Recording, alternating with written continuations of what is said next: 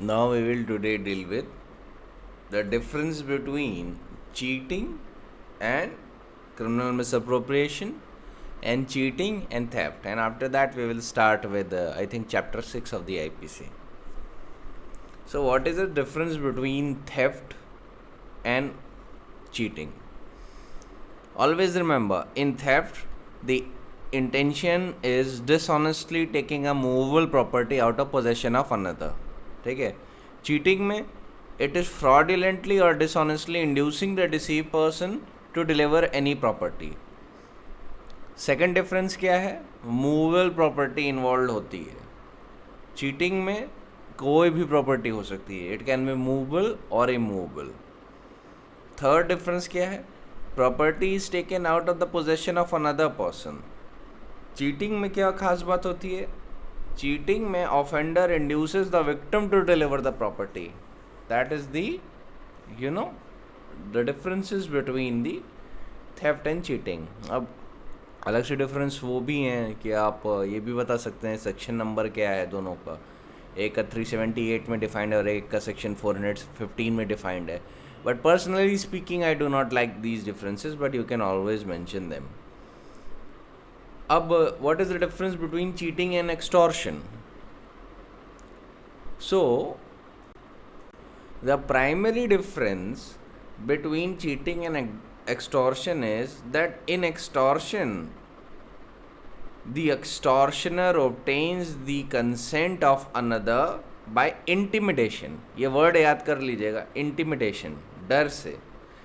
But cheating में जो delivery of property obtain की जाती है वो by the means of deception है. ठीक है. Extortion is committed by putting a person in fear of injury to part with his property by threats. But in case of cheating, the person is induced by fraudulent or dishonest means to deliver the property. Property दोनों ही cases में movable और immovable हो सकती है. तो अगर आपसे कोई अगर पूछे कि चीटिंग और एक्सटॉर्शन में प्राइमरी डिफरेंस क्या है, तो है इंटिमिडेशन का. एक्सटॉर्शन में इंटिमिडेशन होता है, डर का एलिमेंट होता है, फियर का एलिमेंट होता है. In cheating the element involve is of deception. ये दोनों मेन डिफरेंस है, इसको याद कर लीजिएगा. अब सवाल उठता है कि क्रिमिनल ब्रीच ऑफ ट्रस्ट और चीटिंग में क्या डिफरेंस है. Alright. So remember the primary difference between cheating and criminal breach of trust is that there is a dishonest intention from the very inception in cheating, जो criminal breach of trust में नहीं होता. जो cheating होती है यहाँ पे dishonest intention शुरुआत से होता है. कभी भी ऐसा नहीं होता कि बीच में होता है. क्रिमिनल ब्रीच ऑफ ट्रस्ट में शुरुआत में dishonest intention नहीं होता. शुरुआत में जो पोजेशन ऑब्टेन की जाती है दैट इज इनोशियस. ठीक है. वहाँ पे जो पहली पोजीशन होती है वो इनोसेंट होती है, उसमें कोई डिसऑनेस्ट इंटेंशन नहीं होता. बट चीटिंग में बिकॉज वहाँ पे इंड्यूसमेंट और डिसेप्शन होता है और डिसऑनेस्ट और फ्रॉडुलेंट इंटेंशन ज़रूरी है, तो that is there from the very beginning. है ना. पूरा जितने भी केस लॉज हैं वो क्या कहते हैं कि the element of deception and dishonest intention should be from the very Inception. शुरुआत से होना चाहिए.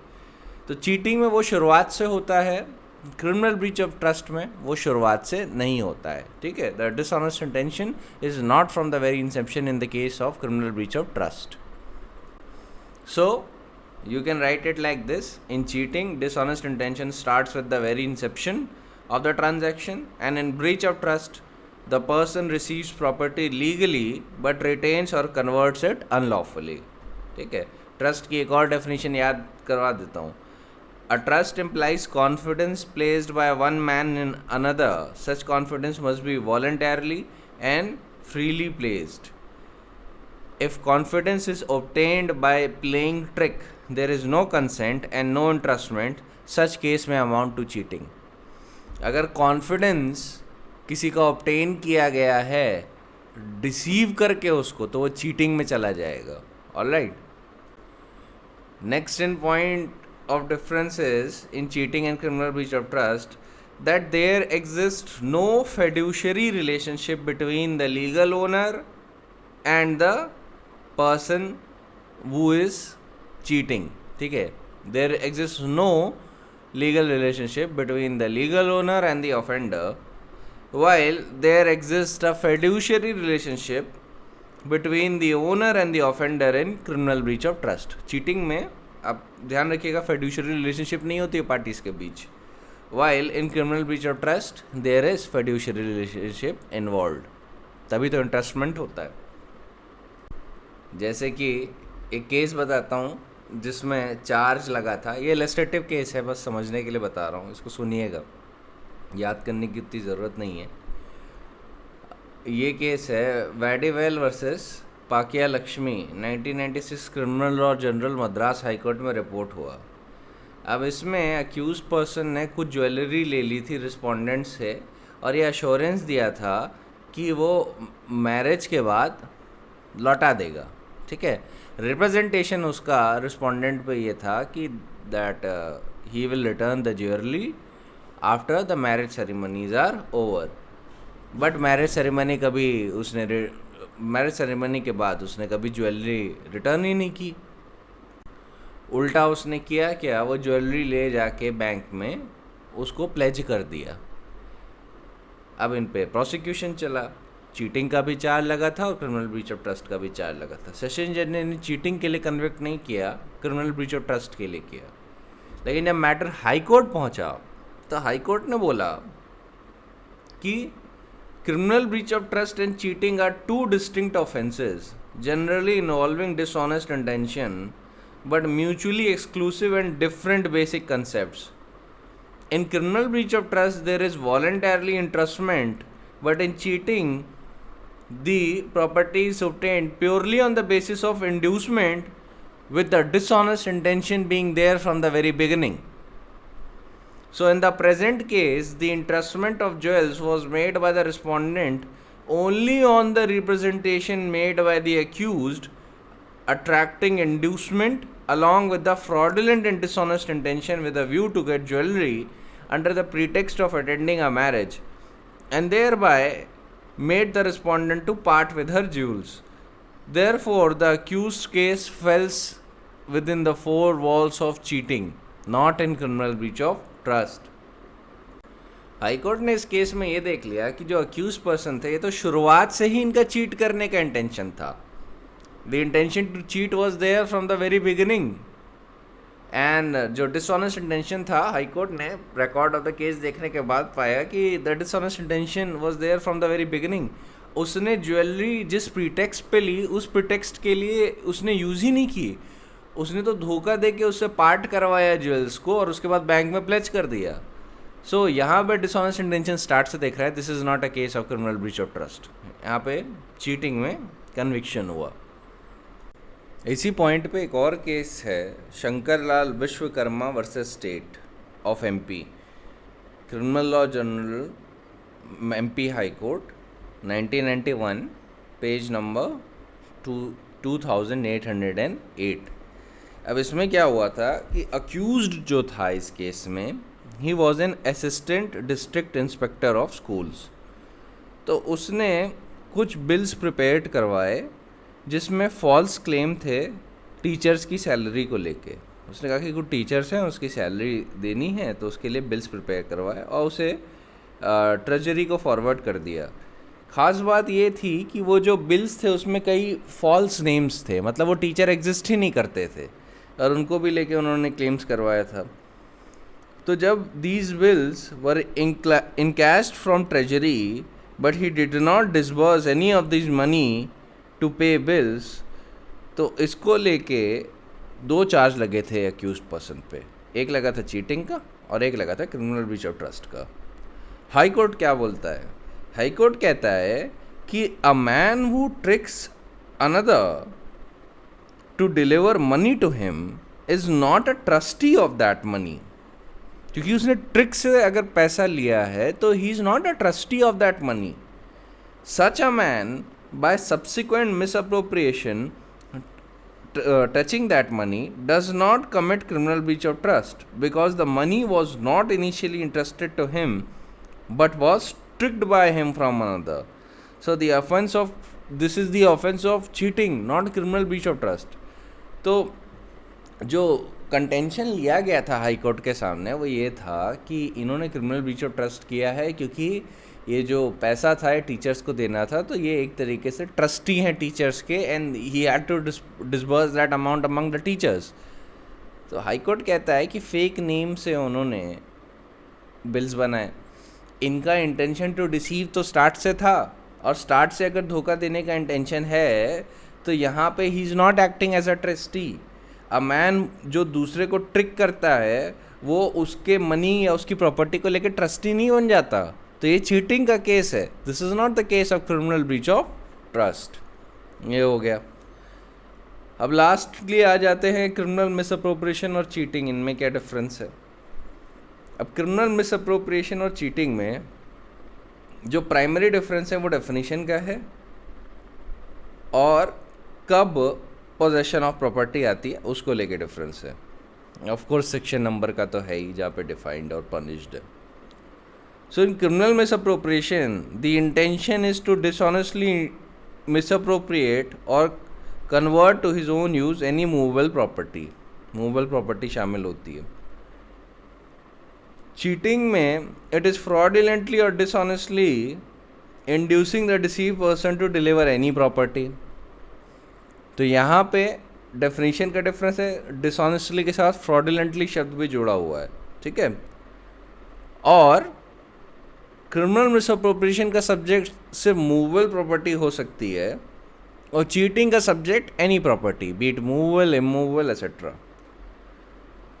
उसके बाद जो थर्ड डिफरेंस है कि जो फर्स्ट पोजेशन होता है क्रिमिनल मिसअप्रोप्रिएशन में वो इनोसेंट होता है, ठीक है। The offender is already in the possession of the property, while in the case of cheating the victim is induced to deliver the property by the means of deception or tricks, ठीक है। So that there are your three difference. Now you can further enhance those differences by writing about the section number etc, ठीक है, if you remember, but these are the primary differences. Always remember section 403 employs the word dishonestly only, while section 415 employs the word fraudulently and dishonestly as well. Of course, the intention of deception is also there, while in criminal misappropriation, the intention of deception is not there. Alright, so that is primarily it for criminal misappropriation and cheating. तो अब आपका ये primarily हो गया cheating, ठीक है। Now we come to chapter 6 and we'll start with the section of waging or attempting to wage war or abetting waging of war against government of India, section 121 पढ़ रहा हूँ मैं, ठीक है। So इसमें क्या है, it says that whoever wages war against the government of India or attempts to wage such war or abets the waging of war shall be punished with death, imprisonment for life, and shall also be liable to fine. Illustration: A joins an insurrection against the government of India. A has committed the offence defined in this section. अब सारे section बड़े आराम से जल्दी जल्दी हो जाएंगे। अब इस पर कुछ केस लॉज हैं, मैं चाहता हूँ आप ध्यान रखिए।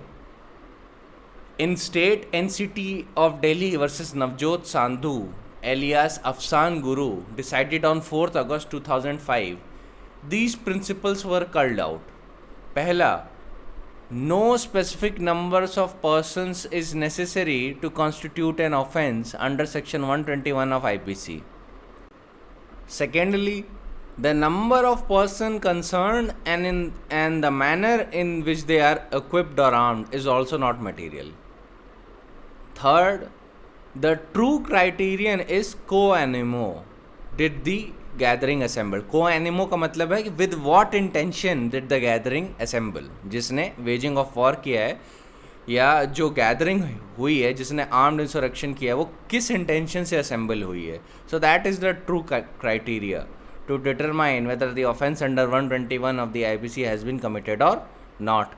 सो remember, no specific number of persons necessary, how they are equipped or armed is also not material. What is material is the intention by which they gathered. Fourth principle is that the object of the gathering must be to attain by force and violence an object of a general public nature, thereby striking directly against the king's authority. King का इस sense में आपको state के point of view से देखना है, ठीक है। Fifth principle is there is no distinction between the principal and accessory and all who take part in unlawful act incur the same guilt. ये 5 प्रिंसिपल हैं, ये आपको ध्यान रखना होगा। Then in this case, the Supreme Court continued and said that we conceive the term wages war against government naturally to import a person arraying himself in defiance of the government in like manner and by like means as a foreign enemy would do. And it seems to us, we presume it did to the authors of the court, that any definition of the term so unambiguous would be superfluous. ज़्यादातर supreme court कह रहा है कि ये जो waging war against the government of India है, ये वैसा ही डेफिनेशन या वैसी ही एक्ट्स अपने एम्बिट में लेता है कि जैसे कि मान लीजिए कोई फॉरेन एनिमी अगर इंडिया के खिलाफ एक्ट करता, वैसे ही अगर एक पर्सन उसी फॉरेन एनिमी की ही तरह इंडिया के खिलाफ एक्ट करता है, then that would be waging war against the government of India. और ऑर्थर्स ऑफ आईपीसी को भी यही लगा था कि इसके अलावा कोई भी डेफिनेशन देना वुड बी सुपरफ्लुअस। सुपरफ्लुअस का मतलब इस केस में बेकार हो जाएगा। अब सर जेम्स फिट्जजेम्स स्टीफेंस ने भी इस पर थोड़ी सी बात बोली और बोला है कि unlawful assemblies, riots, insurrections, rebellions, levying of war are offences which run into each other and not capable of being marked off by perfectly definite boundaries. All of them have in common one feature, namely that the normal course of tranquility of a civilized society in each of the cases mentioned is disturbed by actual force or at least by the show of force or threat of it. ठीक है. Then Supreme Court says, the expression waging war should not be however stretched too far to hold that all acts of disrupting public order and peace, irrespective of their magnitude and repercussion, could be reckoned as acts of waging war against government.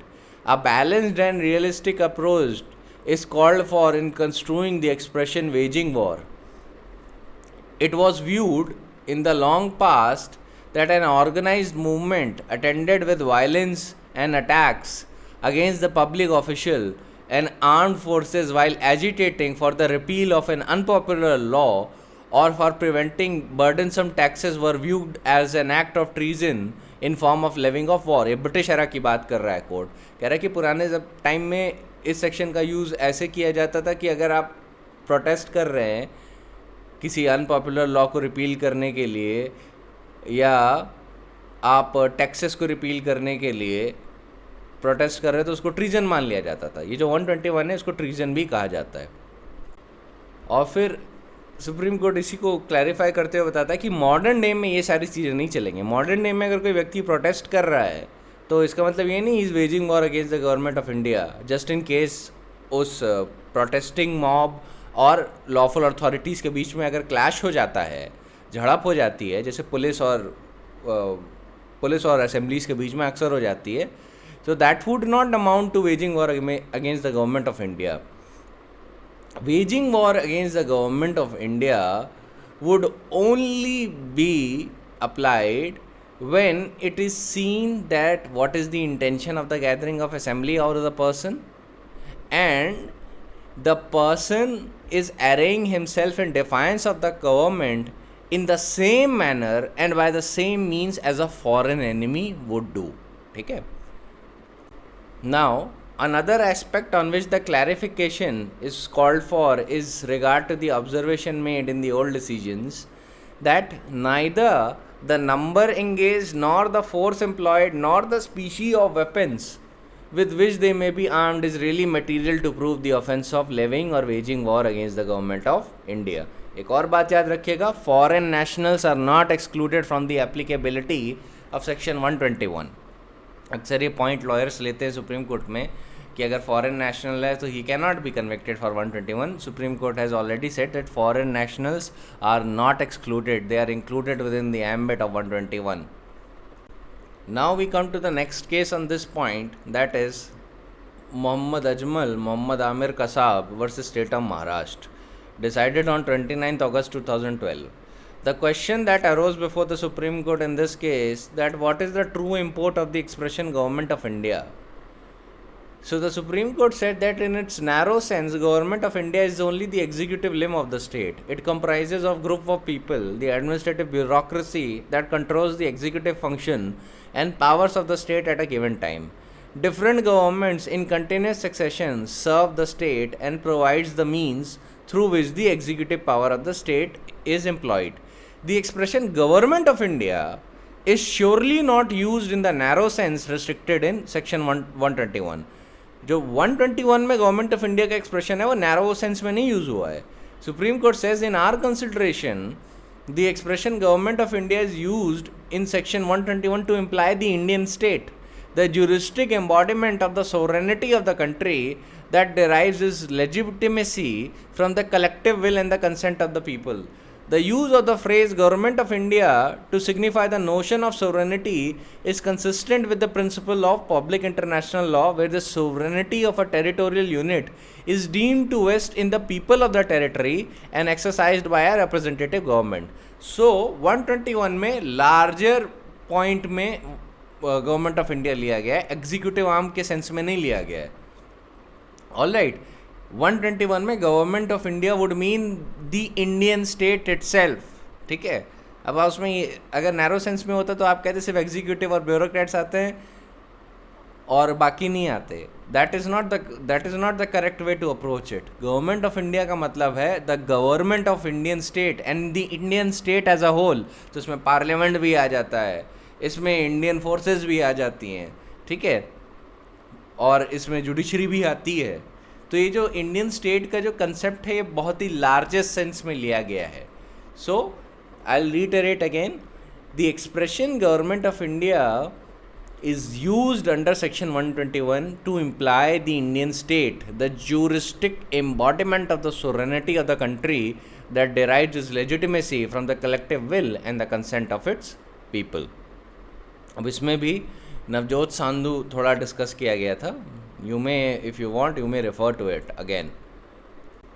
Now the position is कि what level of evidence would it require to convict a person to the charge of 121 and 121A. 121A तो conspiracy को लेके है इसकी. And let me read 121A for you as well.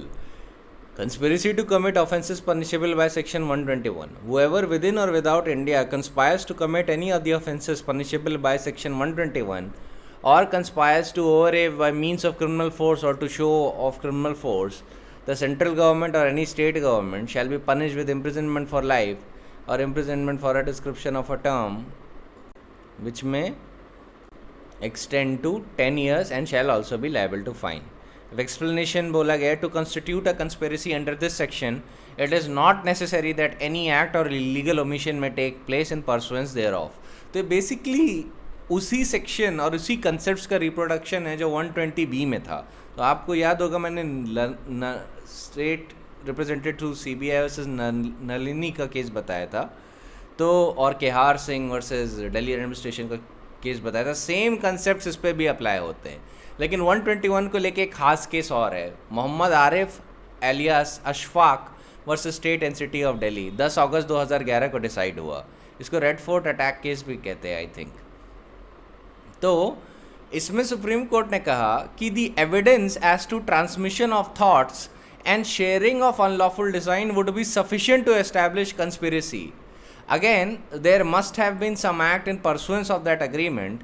The offence under 121 of conspiring to wage war is proved to the hilt when the parties have marked themselves in defiance to the government of India and actually carried out a terror attack. ठीक है, तो इसमें इन लोगों का conviction हुआ था 121 में और 121A में, along with 302 IPC read with 120B. इसके कंटेक्स्ट में सुप्रीम कोर्ट ने एक बार केहार सिंह का पॉइंट फिर रीइटरेट किया और बोला कि the conspirator even though he may not have indulged in actual criminal operations to execute the conspiracy, he becomes liable for punishment prescribed under 302 IPC. भले ही उसने कंस्पिरेसी को एग्जीक्यूट नहीं किया, आपको याद होगा mere agreement is the gist of the offence of criminal conspiracy. So relying on Kehar Singh, Supreme Court and Muhammad Arif alias Ashfaq versus State and City of Delhi reiterated the same point. Now let me read you another section, that is section 123 of the IPC. It says concealing with intent to facilitate, designed to wage war. Whoever by any act or by any illegal omission conceals the existence of a design to wage war against the government of India, intending by such concealment to facilitate or knowing it to be likely that by such concealment will facilitate the waging of such war, shall be punished with imprisonment for a description of a term which may extend to 10 years and shall also be liable to fine. So 123 is all about concealing with the intent to facilitate, designed to wage war. यहाँ पे concealment को punish किया गया है. तो इसको लेके supreme court क्या कहता है? इस पॉइंट पे जो केस लॉ है वो है शौकत हुसैन गुरु versus state and city Delhi, decided on 14 मई 2008. अब इसमें बोला है 121 के पॉइंट ऑफ व्यू में और 123 के भी पॉइंट ऑफ व्यू से, दोनों को साथ में रख के बोला है. और बोला है कि to prove an offence under 121 IPC the prosecution is required to prove that the accused is guilty of waging war against the government of India और attempting to wage such war or abets waging of such war. Whereas for proving the offence under 123 IPC against the accused, the prosecution is required to prove that there was a concealment by an act or by illegal omission of the existence of design to wage war against the government of India, and he intended by such concealment to facilitate or knew that such concealment will facilitate the waging of war. So in the present case, the accused was charged under 121 IPC for waging war against the government of India and attempting to wage war or abetting of waging war against the government of India. The concealment of such fact by an act or illegal omission with the intention to facilitate or knowing that such concealment will facilitate waging of war, even absence of the proof of his involvement in waging war against the government of India will constitute an offence, and the accused can always be convicted for the concealment of such fact under 123 IPC. तो एक चीज़ याद रखिएगा कि 121 में अगर charge लगा है और लेट अस सपोज 121 की एक्ट्स कमिट हुई हैं और 123 का चार्ज वहाँ पे एब्सेंट है, तब भी 123 में माइनर ऑफेंस की तरह कन्विक्शन किया जा सकता है, even though there is absence of proof of the involvement of the accused in actually waging war against the government of India. Court हमेशा ये कह सकता है कि you have concealed the fact even though you have not actually been involved in the offence but you have concealed it, तो उसके लिए आपको पनिश किया जा सकता है. सो लेट अस सपोज कि 4 अक्यूज्ड हैं, 4 में से 3 का काम है एक्चुअली टेरर अटैक कॉज करना, एक जो है उसका काम बस लॉजिस्टिक्स का है. तो क्रिमिनल कंस्पिरेसी और बाकी चीज़ें अभी हटा देते हैं, बस अभी इस चीज़ पे गौर करिए कि 4 अक्यूज्ड हैं, इनमें से 3 को टेरर अटैक कैरी आउट करना है और एक का काम लॉजिस्टिक्स का है. तो 3 जाके टेरर अटैक कैरी आउट कराते हैं, अरेस्ट होते हैं, उन पे 121 लगता है, उनको डेथ पेनल्टी होती है. अब जो 4th आदमी है ये तो हमेशा यही डिफेंस लेगा कि मैं तो शामिल ही नहीं था इस एक्ट में, मैं तो 121 की एक्ट में शामिल ही नहीं था, how can I be punish for that. तो कोर्ट बोलेगा कि लेट अस सपोज कि even though you have not participated in actual act of waging war against the government of India, yet you new the design of waging war, you concealed that design and you concealed it with the intention of facilitating the waging of war. Hence even in the case of absence of charges under 123 IPC, you can always be convicted under section 123. मतलब ये CRPC का point है थोड़ा कि अगर charge लगा है 121 का तो क्या 123 में कन्विक्शन हो सकता है? द आंसर इज़ येस, हो सकता है अगर माइनर ऑफेंस प्रूव हो जाता है तो. ठीक है, ये बात याद रखिएगा. तो ये इन सारी चीज़ों को लेके छोटे छोटे पॉइंट्स थे. Now we come to section 124A in IPC, that is sedition.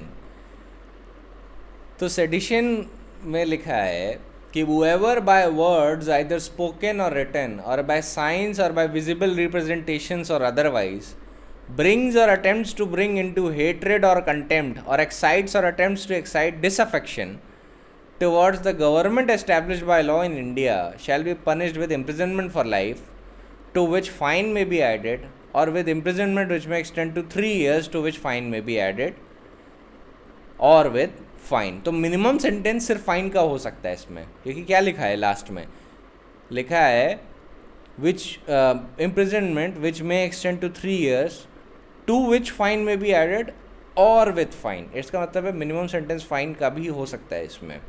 तो ये सेक्शन थोड़ा हे वाइड तरीके से फॉर्म्ड है. अब explanation 1, the expression disaffection includes disloyalty and all feelings of enmity. अब एक्सप्लेनेशन 2 क्या कहती है? एक्सप्लेनेशन 1 कहता है expression disaffection includes disloyalty and all feelings of enmity. Explanation 2 reads, comments expressing disapprobation of measures of government with a view to obtain their alteration by lawful means without exciting or attempting to excite hatred, contempt or disaffection do not constitute an offense under this section. Alright, मतलब जो comments हैं जो government को criticise कर रहे हैं, डिसअप्रोप्रिएशन को मैं दूसरे तरीके से बोल रहा हूँ, जिसमें गवर्नमेंट का सिर्फ क्रिटिसिज्म हो रहा है और लॉफुल मीन्स से हो रहा है विदाउट एक्साइटिंग और attempting to excite hatred, contempt और डिसअफेक्शन, वो ऑफेंस नहीं कॉन्स्टिट्यूट करेंगे 124A में. फिर एक्सप्लेनेशन 3 है, comments expressing disapprobation of administrative और other action of the government without exciting or attempt to excite hatred, contempt or disaffection would not constitute an offense under this section. तो दो शब्दों का ध्यान रखिएगा कि डिसअफेक्शन को पनिश करता है सेडिशन, पर डिसअप्रोबेशन को पनिश नहीं करता है सेडिशन. इस बात को आप याद रखिएगा, ठीक है. सो मार्क दीज 2 words और ये बात अपने दिमाग में एकदम से क्लियर कर लीजिएगा कि the difference of disapprobation and disaffection is that in the former there is a feeling of disloyalty and the feeling of enmity that is involved. अभी ये सिर्फ बेयर एक्ट के लेवल पे बात कर रहे हैं. अभी इस पे लोकस क्लासिकस को लेके भी बात करेंगे, जो कि है Kedarnath Singh versus state of Bihar, decided on 20th January 1962. ये कॉन्स्टिट्यूशनल बेंच का जजमेंट है और कोई भी सेडिशन का आंसर कंप्लीट नहीं हो पाएगा without the mention of Kedarnath Singh versus state of Bihar. That is the most important case law on this point. Now before I begin the point of sedition, let me tell you that the governments are very trigger happy with this section. ठीक है, any governments right from the era of 1960s to till now, you have always seen that the governments are very trigger happy with section 124A. But registering the offense of section 124A is a different thing, and sanction for the prosecution to prosecute a person for the offense of sedition or under chapter 6 is a very different thing. Now on what basis am I saying this?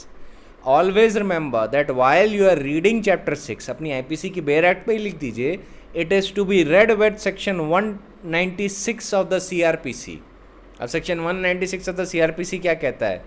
वो कहता है कि no court shall take cognizance of any offence punishable under chapter 6 or under 153A or 295A or subsection 1 of 505 of the IPC or criminal conspiracy to commit such offense or any abatement for that purpose except with the previous sanction of central government or the state government. तो इन दो authorities की sanction चाहिए, central government की sanction और state government की sanction. इनके बिना prosecution का कॉग्निजेंस नहीं लिया जाएगा, प्रोसिक्यूशन नहीं हो पाएगा.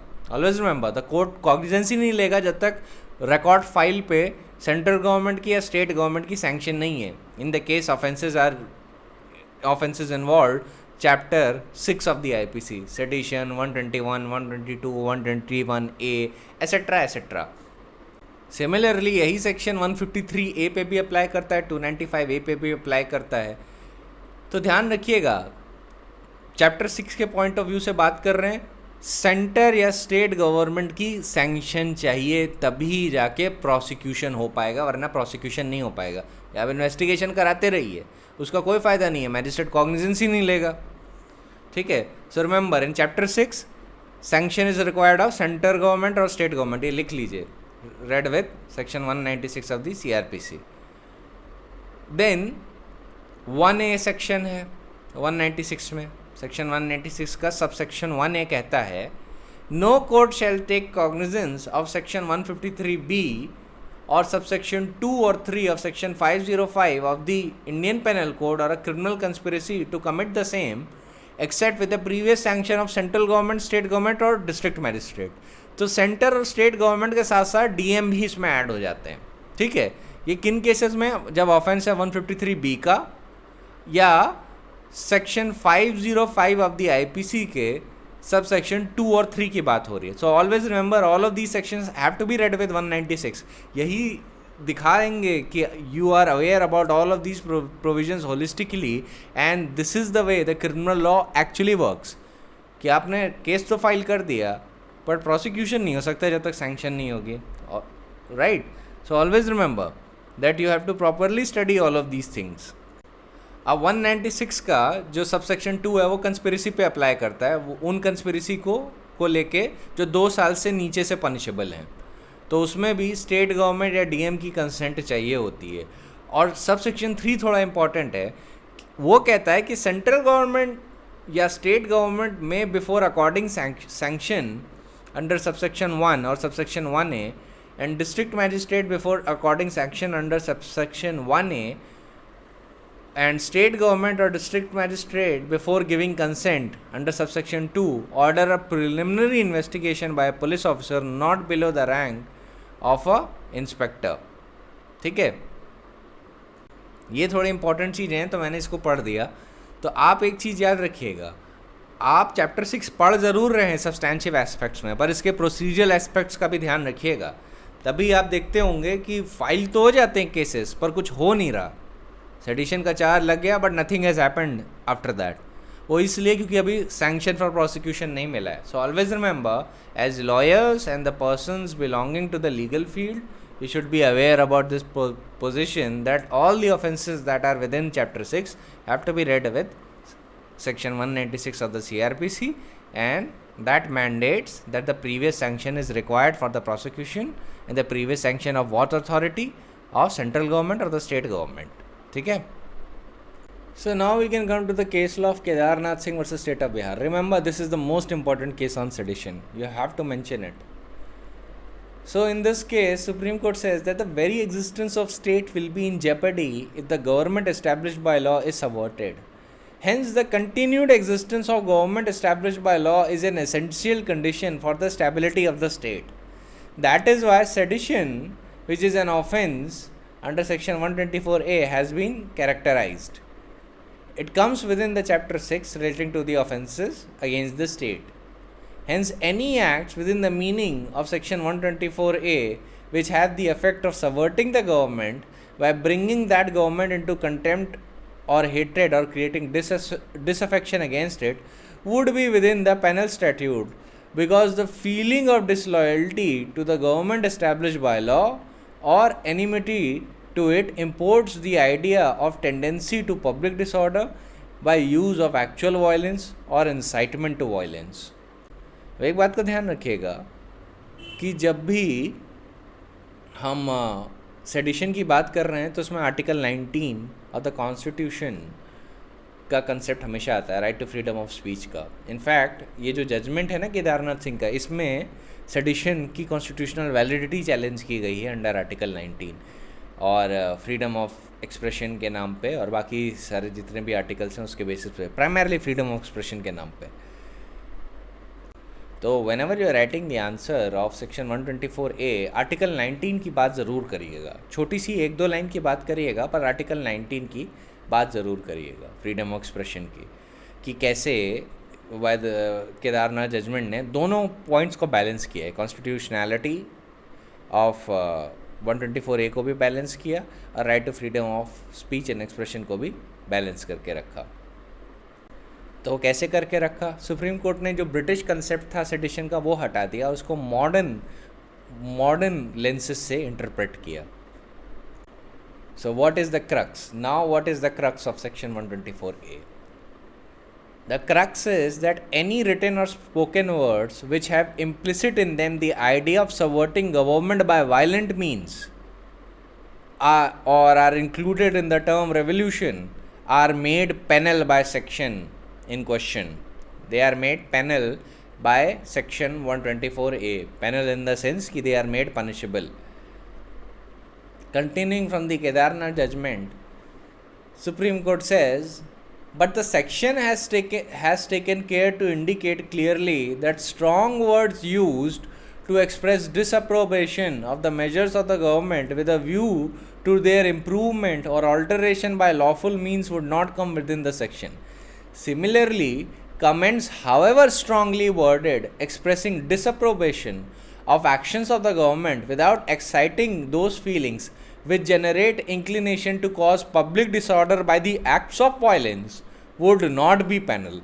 तो ध्यान रखिए, violence की call is actually made punishable by section 124A. अगर वो absent है, either violence की जो call है वो implicit भी हो सकती है और express भी हो सकती है, लेकिन अगर वो absent है, so in that case sedition से व्यक्ति punish नहीं हो सकता. Supreme Court says, in other words, disloyalty to government established by law is not the same thing as commenting in strong terms upon the measures or the acts of the governments or its agencies, so as to ameliorate the condition of the people or to secure the cancellation of or the alteration of the acts or measures of the government. मतलब supreme court ये कह रहा है कि अगर आप criticise इस purpose से कर रहे हैं कि गवर्नमेंट इम्प्रूव करे, कुछ ही प्रॉब्लमेटिक एक्ट्स को वापस ले ले या कोई नई पॉलिसी लाए, तो वो तो आप बिल्कुल ही कर सकते हैं, वो तो सेडिशन में नहीं आता. लेकिन अगर आप यही गवर्नमेंट को ओवरथ्रो करना चाहते हैं या you are trying to excite feelings of enmity और disloyalty and which imply excitement to public disorder or the use of violence against the government or against the state in general, then that would amount to 124A. अब केदारनाथ सिंह में एक contention लिया गया था कि a person who makes a very strong speech or uses very vigorous words in writing or directing a very very strong criticism against the measures of the government or the acts of the public official might also come within the ambit of penal section. ये contention लिया गया था. Supreme court ने सीधे बोल दिया, such words or spoken would be outside the scope of this section. चाहे जितना भी strong criticism हो, चाहे जितना भी violent criticism हो, मतलब violent उस सेंस में नहीं कि actual physical violence. I won't use the word violence, I would rather use the word vigorous criticism. ठीक है? Or a very strong criticism of the measures of the government or the act of public officials, तो वो नहीं आता है sedition की category में. Supreme court ने कहा कि this court, the apex court, is the custodian and the guarantor of the fundamental rights of its citizens and has the duty cast upon it of striking down any law which unduly restricts the freedom of speech and expression with which we are concerned in this case. But the freedom has to be guarded against becoming a license for vilification and condemnation of the government established by law in words which incite violence or have the tendency to create public disorder. A citizen has a right to say or write whatever he likes about the government or its measure by the way of criticism or comment, so long as he does not incite people to violence against the government established by law or with the intention of creating public disorder. तो आप देख रहे हैं ना, वही theme बार बार supreme court रिटरेट कर रहा है. वायलेंस का इंसाइटमेंट आइदर एक्सप्रेस और इम्प्लाइड और इंसाइटमेंट टू पब्लिक डिसऑर्डर, ये सारी चीज़ें सेडिशन में पनिश की गई है. क्रिटिसिज्म ऑफ द गवर्नमेंट नहीं, चाहे जितना भी स्ट्रांगली वर्डेड हो, आप जितना भी स्ट्रांगली वर्डेड क्रिटिसिज्म कर दीजिए, अगर वो वायलेंट नहीं है, it doesn't call for violence, then in that situation that would be outside the purview of section 124A and the conviction can never happen. ठीक है, ये बात याद रखिएगा. Continuing further, Supreme Court says that the court has the duty cast upon it in drawing a clear line of demarcation between the ambit of citizens' fundamental right guaranteed under Article 19, Clause 1, Article 19, Clause 1A of the Constitution and the power of the legislature to impose reasonable restrictions on that guaranteed right in the interest of the security of the state and public order. We have to determine how far Section 124A and 505 of the IPC could be said to be within the justifiable limits of the legislation. एक बात याद रखिएगा, केदारनाथ सिंह में 2 section challenge हुए थे, 124A और 505, दोनों का ही कॉन्स्टिट्यूशनलिटी टेस्ट हुई थी और दोनों को ही अपहेल्ड किया था सुप्रीम कोर्ट ने. फिर सुप्रीम कोर्ट ने फेडरल कोर्ट के जजमेंट को अपहेल्ड किया निहेंद्रू Dutt Majumdar versus king emperor, जिसमें बोला गया था सबसे पहली बार that the gist of the offence of sedition is incitement to violence और अ टेंडेंसी और intention to create public disorder by the word spoken और written which have the tendency or effect of bringing the government established by law into hatred or contempt or creating disaffection in the sense of disloyalty to the state. All right, so that is the main crux of 124A. इसमें federal court का judgment Niharendu Dutt Majumdar versus king emperor को upheld किया गया और उसने federal court के judgement ने सबसे पहली बार ये हेल्ड किया था कि the gist of the offence of sedition is the incitement to violence और द टेंडेंसी और intention to create public disorder by the word spoken और written which have the tendency or the effect of bringing the government established by law into hatred or contempt or creating disaffection in the sense of disloyalty to the state. फिर आगे supreme court इस point पे कहता है कि the provision of the section read as a whole along with the explanation make it reasonably clear that the section aims at rendering penal only such activities as would be intended or have a tendency to create public disorder or disturbance to public peace by resorting to violence. As already pointed out, the explanation appended to the main body of the section make it clear that the criticism of public measures or comments on the government action, however strongly worded, would be within the reasonable limits and would be consistent with the fundamental rights of the freedom of speech and expression. It is only when the words written or spoken etc. which have the pernicious tendency or intention of creating public disorder or disturbance of law and order that the law steps in to prevent such activities in the interest of public order. So construed, the section, in our opinion, strikes the correct balance between the individual fundamental rights and the interest of public order. It is also well settled that in interpreting an enactment, the court should have regard not only merely to the literal meaning of the words, but also take into consideration the antecedent history of the legislation, its purpose and the mischief it seeks to suppress. Hence, these provisions would not exceed the bounds of reasonable restrictions on the right of freedom of speech and expression and are clearly covered within Clause 2 of Article 19, and Article 19 Clause 2 clearly save the section from the vice of unconstitutionality. Supreme court के सामने एक और point था कि अगर आप literally interpret करें तो यहाँ पे तो कहीं एक्चुअल में वायलेंस की बात लिखी नहीं है, तो कोर्ट ने बोल दिया अगर लिटरली इंटरप्रेट करेंगे तो उसको स्ट्रक डाउन कर देंगे. Alright, and you should know कि जब 2 व्यूज़ कोर्ट के सामने होते हैं, वन गोइंग अनकॉन्स्टिट्यूशनल, जो एक स्टैट्यूट या उसके प्रोविजन को अनकॉन्स्टिट्यूशनल घोषित कर देगा, और दूसरा व्यू है कि which will uphold the constitutionality, तो कोर्ट वो वाला व्यू चूज करता है विच अपहोल्ड्स द कॉन्स्टिट्यूशनैलिटी. ठीक है, ये बात याद रखिएगा. तो कोर्ट ने क्या बोला है, जो मेन क्रक्स है, इतना सब समझाने के बाद मेन क्रक्स क्या है केदारनाथ सिंह का, वही है कि it is only when the words written और spoken which have the pernicious tendency और intention of creating public disorder और disturbance to law and order and such words or conducts are incitement to violence or tendency or have the tendency or intention to create public disorder, then only that would be covered within 124A. एक single शब्द में आप सीधे लिख सकते हैं violence is essential for the conviction under 124A। तो call to violence होनी चाहिए, ठीक है। अब ये नहीं है कि एक्चुअल वायलेंस कमिट हो, एक्चुअल वायलेंस के कमीशन ज़रूरी नहीं है।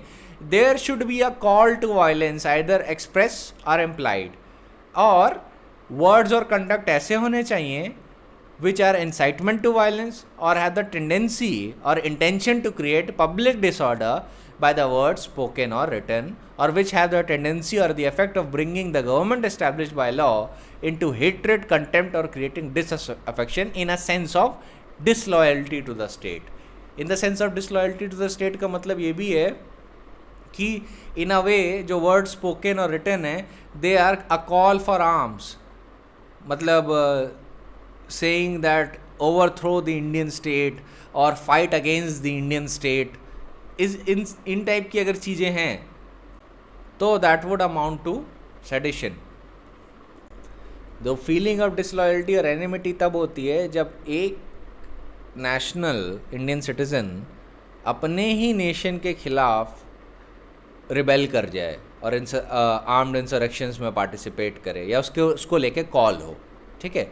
अगर कॉल है to make the people of the nation fight against the lawful government itself, then that would be covered within the expression of 124A। तो आप एक सिंगल पॉइंट पे ध्यान दीजिएगा, it is a call for violence which is actually made punishable. If the criticism does not have any call for violence, then no matter how strongly the criticism is worded, that would not amount to sedition at all. चाहे आप जितना strongly criticize करें, जितना force से criticism करें, doesn't matter. But ये कहने के बाद एक और चीज़ का ध्यान रखना चाहिए कि आपकी criticism में impliedly expressly call to violence या disturbance of public order नहीं होना चाहिए। अगर ऐसा नहीं दिखा तो सेडिशन में कन्विक्शन हो सकता है। अगर स्पीचेस में, वर्ड्स में या कंडक्ट में there is call for violence either implicit और एक्सप्रेस, और there is a call for disturbance of public order और disturbance to public peace by resorting to violence, then that would be covered within the expression of 124A। बस एक चीज़ का ध्यान रखिएगा, actual violence commit होना ज़रूरी नहीं है। It is the call to violence or the call to disturbance of public peace or public order by resorting to violence, either express or implied, that is made punishable under 124A. Now that can be through any means by words, conduct, etc. अब ये सारे section इतने कोई complex नहीं है, इसमें कोई complexity नहीं है, इसमें नॉलेज की बात है। आपको बस ध्यान रखना है कि क्या चीज़ कैसे काम कर रही है। इनमें ना कॉम्प्लेक्सिटी है ना डेप्थ है। Once you know about this section your knowledge of the offences are complete, ठीक है। मेन सेक्शन यही है, Kedarnath Singh, main case law यही है इस पॉइंट पे, Kedarnath Singh versus state of Bihar. Now I come to the next point relating to 124A। वो है रघुवीर Singh and others versus state of Bihar. 19 सितंबर 1986 को डिसाइड हुआ। अब इस केस में the charge was for 124A and 121A। तो इसमें सुप्रीम कोर्ट ने कहा था कि authorship of seditious material alone is not the gist of any of the offence.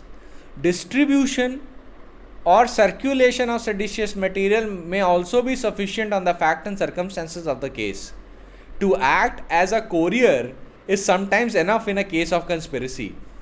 It is not necessary that a person should be a participant in the conspiracy from start to finish. Conspirators may appear and disappear from stage to stage in the course of conspiracy. तो court ने एक चीज़ बोला कि seditious material को जो form करता है सिर्फ उसी की लाइबिलिटी नहीं है, जो उसको स्प्रेड करता है, डिस्ट्रीब्यूट करता है, सर्कुलेट करता है, डिसेमिनेट करता है, उसकी भी लाइबिलिटी है। और क्योंकि इसमें चार्ज कंस्पिरेसी का भी था तो कंस्पिरेसी के भी पॉइंट ऑफ व्यू से भी बोला कि to act as a courier is sometimes enough in a case of conspiracy. Alright, and it said that it is not necessary that a person should be a participant in conspiracy from start to finish. Conspirators may appear and disappear from stage to stage in the course of the conspiracy. अब एक case सुनिए इस point पे, ये Balbir Singh and another versus state of Uttar Pradesh. अब यहाँ पे थोड़ी हाई हैंडेडनेस थी गवर्नमेंट की। अब इसमें क्या हुआ था, जो अपेलेंट्स थे बलबीर सिंह एंड अनदर, ये भिंडरावाले की स्पीच सुन रहे थे, ठीक है, जनरल सिंह भिंडरावाले की स्पीच सुन रहे थे टेप रिकॉर्डर पे। बस इतना ही इनका क्राइम था। All they have done was listening to the speeches of Jarnail Singh Bhindranwale. So what happened that they were roped in on the charge of sedition 153A and section 4 of Terrorist and Disruptive Activities Prevention Act 1987. Supreme Court ने बोला कि there is not an iota of evidence to indicate that the accused appellants either committed or conspired or attempted to commit or abetted or advocated or advised or knowingly facilitated the commission of any disruptive activity. तो इन बातों पे, इसी बात पे कि वो tape recorder सुन रहे थे, आप उसको सेडिशन में नहीं ला सकते, या 153A या टेररिस्ट एंड डिसरप्टिव एक्ट्स में, तो उनको अक्विट कर दिया गया। तो ये एक इलस्ट्रेटिव केस था। अब आप एक चीज़ का ध्यान रखिएगा कि आप एज अ लॉयर या एज अ जज, आपको मेन काम ये देखना है when the charge is of sedition कि क्या कॉल टू वायलेंस है या नहीं सेडिशियस स्पीच या सेडिशियस कंडक्ट में, ये मेन आपको देखना है, या disturbance to public order by resorting to violence है या नहीं, चाहे वो एक्सप्रेस हो चाहे इम्प्लिसिट हो। That is your fact finding thing. अगर ये प्रेजेंट नहीं है तो सेडिशन में कन्विक्शन नहीं होगा, चाहे कुछ हो जाए, ठीक है, चाहे जितना भी बुरा क्रिटिसिज्म हो, चाहे जितना भी वोसिफोरस क्रिटिसिज्म हो गवर्नमेंट का, that would not be within the purview of sedition at all unless and until there is a call for violence, ठीक है, and call for violence must be separated from actual violence। ये कहीं पे भी मत assume कर लीजिएगा कि एक्चुअल वायलेंस कमिट होनी ज़रूरी है, नहीं, इट इज़, ये कॉल ऑफ वायलेंस पे ही पनिश कर देगा 124A। एक्चुअल वायलेंस तो इट इज़ द एविडेंस, ये तो फर्दर एविडेंस हो गया, और वो हो सकता है 121 में भी चला जाए अगर वायलेंस उस लेवल की है तो आपको क्या ध्यान देना है सेडिशन में कि it is not the criticism और disapprobation, no matter how vociferous, no matter how vigorous, against the government that is made punishable by section 124A। It is only attempting to excite hatred against the government and calling to overthrow the government by violent means or resorting to violence against the government or disturbing the public order by the violent means in order to show defiance to the government, that is made punishable under section 124A, ठीक है। तो 124A में क्या होता है, words, conduct, either spoken, written, सब आ जाता है, ठीक है। Be very particular about that. अब एक चीज़ मैं आपको बता दूँ, जब चार्ज लगता है 124A का ना, तो अक्सर 505 का भी चार्ज शामिल होता है, तो 505 पे भी थोड़ी बात कर ही लेते हैं हम लोग। So section 505 of the IPC says statements conducting to public mischief. It says that whoever makes, publishes or circulates any statement, rumor or report with the intent to cause or which is likely to cause any officer, soldier or sailor to commit mutiny or otherwise और disregard और fail in his duty, और ये तो उतना relevant नहीं है आपके purpose के लिए, क्लॉज बी और सी रेलिवेंट है। बी कहता है with the intent to cause और which is likely to cause fear और अलार्म टू पब्लिक और to any section of public whereby any person may be induced to commit an offence against the state और against the public tranquillity, ठीक है। तो जो भी कोई ऐसा मटेरियल सर्कुलेट करता है, कोई ऐसा स्टेटमेंट या रूमर या रिपोर्ट सर्कुलेट करता है या पब्लिश करता है जो पब्लिक में फियर और अलार्म कॉज कर दे, या जो इंसाइट करे पब्लिक को to commit an offence against the state और against the public tranquillity, that is made punishable under 505। Then we come to 505 subsection 1 clause C, which says with intent to incite or which is likely to incite any class or community of persons to commit an offense against any other class of community shall be punished with imprisonment which may extend to 3 years or with fine or with both। अब उसमें थोड़ा explanation added है, statement creating, promoting enmity, hatred or ill will between the classes, वो थोड़ा उन्होंने elaborate किया है। वो भी पढ़ लेते हैं, पर उतना इंपॉर्टेंट नहीं है उस पॉइंट से. So it says, whoever makes, publishes or circulates any statement or report containing any rumor or alarming news with the intent to create or promote, or which is likely to create or promote on grounds of religion, race, place of birth, residence, language, caste or community, or any other ground whatsoever, feelings of enmity, hatred or ill will between different religion, racial, language, or racial groups or caste or community shall be punished with imprisonment which may extend to 3 years or fine or with both. So that is not, इस topic के लिए अभी clause C उतना important नहीं है. Main जो clause C के बाद जो एक्सप्लेनेशन दी हुई है, जो सबसेक्शन 2 दिया हुआ है 505 में, वो उतना इम्पॉर्टेंट नहीं है. आपको सिर्फ 505 में क्लॉज बी और सी 124 ए के कंटेक्स्ट में ध्यान रखना है, स्पेशली क्लॉज बी, क्योंकि क्लॉज बी हमेशा 505 का क्लॉज बी और 124 ए हमेशा चार्जेस में एक साथ दिखेंगे. ठीक है, अब तो यूएपीए के भी चार्जेस साथ में लगते हैं. तो जब आप केस फाइल कभी देखेंगे तो यू विल फाइंड कि अगर 124 ए का चार्ज लगा है तो 505 के सब सेक्शन 1 क्लॉज बी का भी चार्ज लगा होगा और यूएपीए का भी कोई सेक्शन इनरोल्ड होगा उसमें. तो इस पॉइंट पे सुप्रीम कोर्ट ने Bilal Ahmed Kaloo versus state of Andhra Pradesh that was decided on 6 अगस्त 1997 को लेके एक बात बोली थी और बोला कि the main distinction between the two offence is that publication of the word or representation is not necessary for section 124A, but such publication is sine qua non under section 505. तो मेन डिस्टिंक्शन क्या है sedition और 505 में?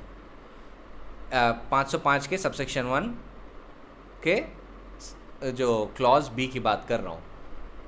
तो supreme court ने कहा main distinction ये है कि 124A ये नहीं रिक्वायर करता कि आपको पब्लिश करना होगा, बट 505 के लिए publication of such material is sine qua non. Sine qua non का मतलब होता है an essential condition. The words whoever makes, publishes और circulates used in setting of 505 cannot be interpreted disjunctively but only supplementary to each other. If it is construed disjunctively, anyone who makes a statement falling within the meaning of 505 would without publication or circulation be liable to conviction. But the same is the effect with section 153A and 124A as well. The intention of the legislature in providing two different sections on the same subject would have been to cover two different fields of similar color. The fact that both sections are included in a package in the same amending enactment lends further to support the said construction. मतलब supreme court कह रहा है कि legislature का intention था कि बहुत सारी चीज़ें एक साथ कवर कर लें. ये एक ही एक्ट के दो पहलू हैं और लेजिस्लेचर चाहता है कि दोनों पहलू कवर कर लिए जाएं. ठीक है, तो 124A या 153A जहाँ पे कम्युनिटीज़ के बीच में हेट्रेड फैलाई जाती है, वो सर्कुलेशन नहीं डिमांड करते, पर 505 के लिए सर्कुलेशन एसेंशियल है. That is what supreme court pointed out. And supreme court very authoritatively said that the words whoever makes, publishes और सर्कुलेट्स जो 505 में यूज़ किए गए वो डिसजंक्टिवली नहीं पढ़े जाएंगे, वो सप्लीमेंट्री पढ़े जाएंगे, मतलब एक साथ पढ़े जाएंगे. You don't have to read it disjunctively. ठीक है, सो सुप्रीम कोर्ट ने क्या हेल्ड कर दिया है? Publication is a sign qua non for 505. एक लाइन की चीज़ है, इसी को आपको ध्यान रखना है.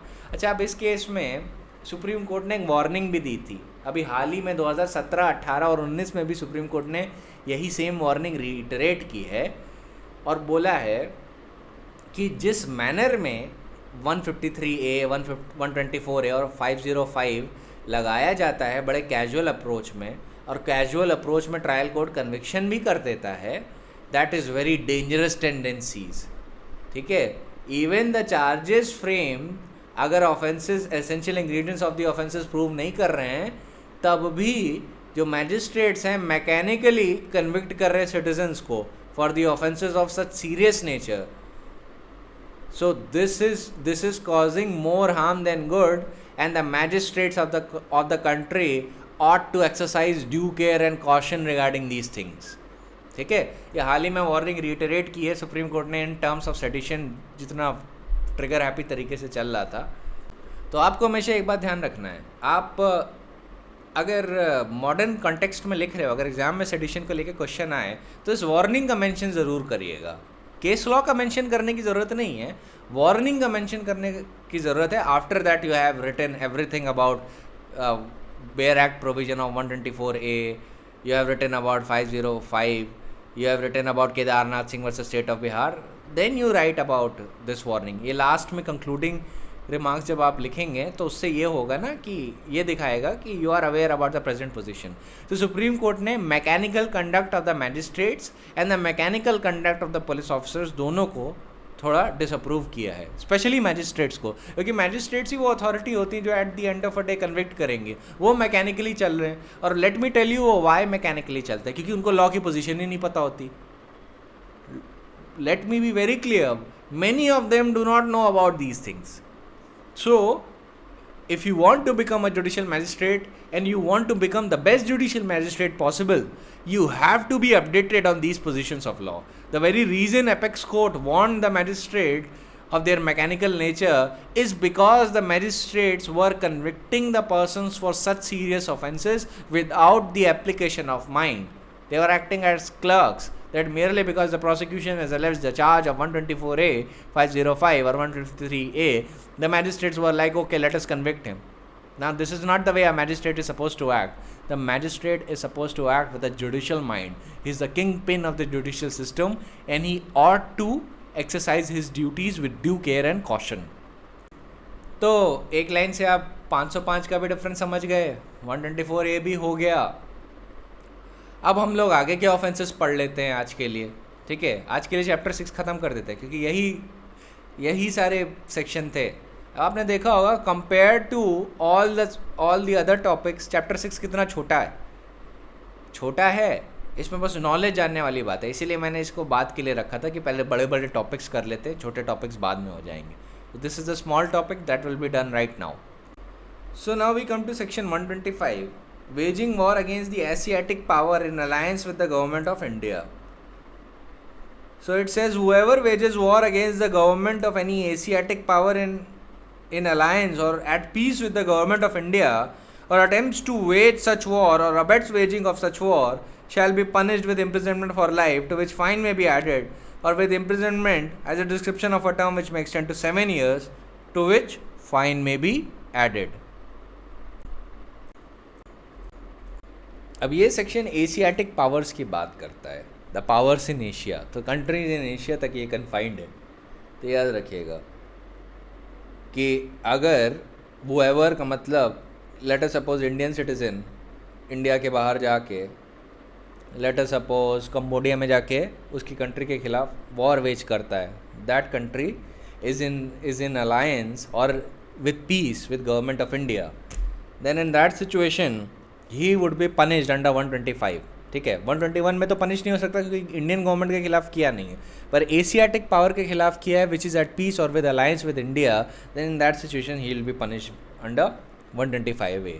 तो आपने देखा होगा केरला से बहुत आईसिस के ऑपरेटिव्स जा रहे हैं बाहर टू फाइट अदर कंट्रीज। तो अगर वो एशिया में किसी ऐसी कंट्री के खिलाफ लड़ने जाते हैं which is at peace with India और which is an Asiatic power in alliance with the government of India, तो उनको इस सेक्शन में पनिश किया जाएगा।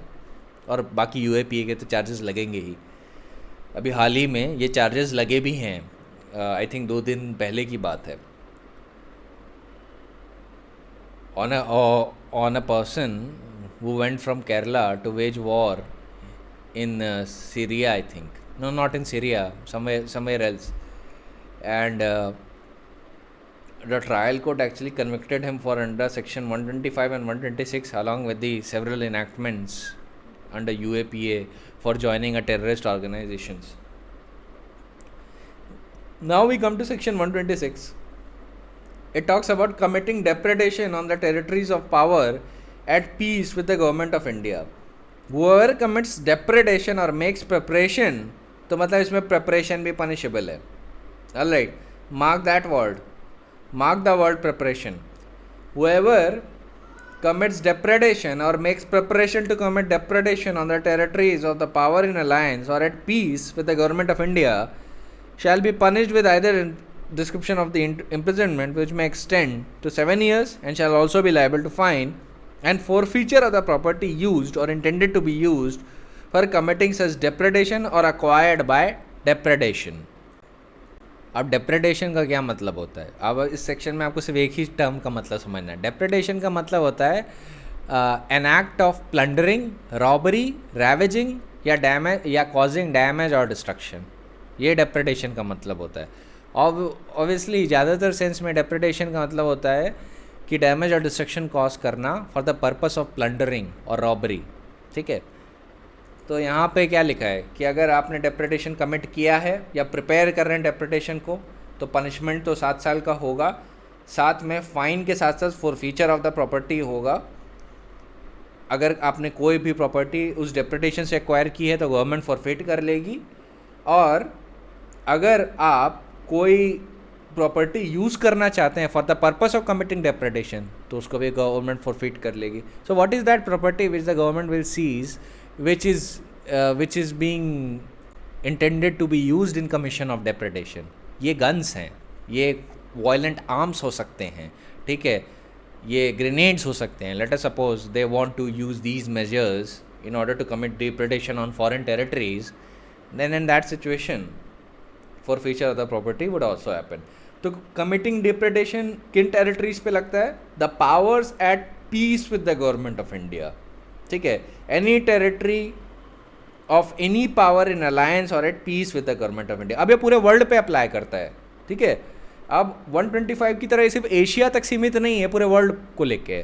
सो if a person can do this act in Japan, no Japan तो उसमें आ जाएगा. ठीक है, if a person can do this act in USA और यूरोप और let us suppose South America, then that would be covered within the expression of 126. अगर वो वहाँ पे डिप्रेडेशन कमिट करता है by the use of arms तो Indian government उसको 126 आईपीसी में along with the other sections convict करेगी.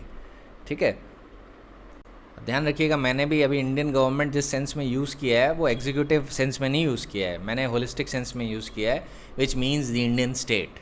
ठीक है, so right now since I am talking about chapter 6, अभी मेरा भी माइंड चैप्टर 6 की ही तरह चल रहा है. So I am using that expression in the context of the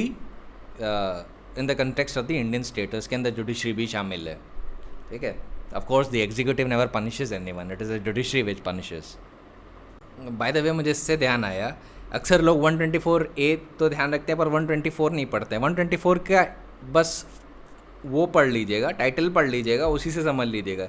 ये सेक्शन प्रीलिम्स में आते हैं ज़्यादातर.